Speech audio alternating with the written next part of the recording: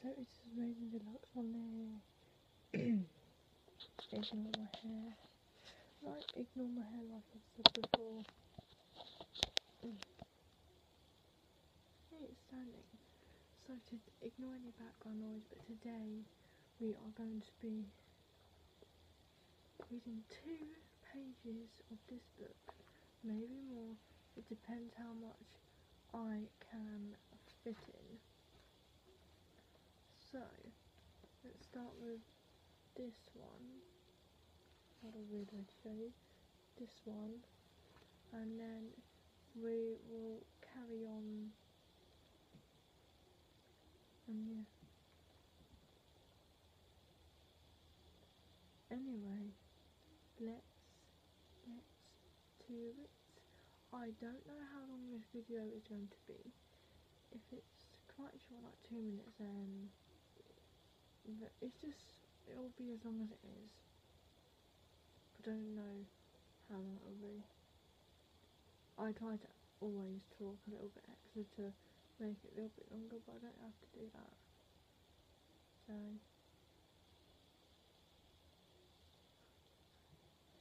I don't know how long it's going to be.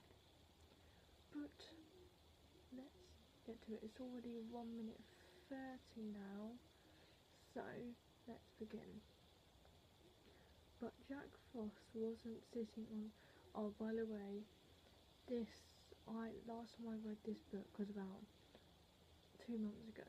So I'll start from this one, then go on to that one, then go on the next page. Okay. Now you're our prisoners, they gloated. Jack Frost is going to be very pleased with us. The goblins took the friends through the ice castle and into the great hall. It was a huge room carved from shining sheets of ice. At one end was Jack Frost's throne. It looked very grand, made out of glittering icicles that had been twisted into shape. But Jack Frost wasn't sitting on his throne. He was in Santa's sleigh. The reindeer were still harnessed to it, and they were feeding on bales of hay. Jack Frost was unwrapping more presents, and the floor was covered with wrapping paper and ribbons. Rachel, Holly and Kirsty trembled as the goblins pushed them towards Jack Frost. Look what we've brought you, one of the goblins called triumphantly. I can't say that word. Jack Frost looked up at the girls. You again? He snarled, staring at them with cold, hard eyes. You're always trying to spoil my fun. He shook his fist, and Rachel gasped as she saw the present Jack Frost was holding in his other hand. He hadn't opened it yet. It was still wrapped in its pretty gold paper and tied with a bow of rainbow colours.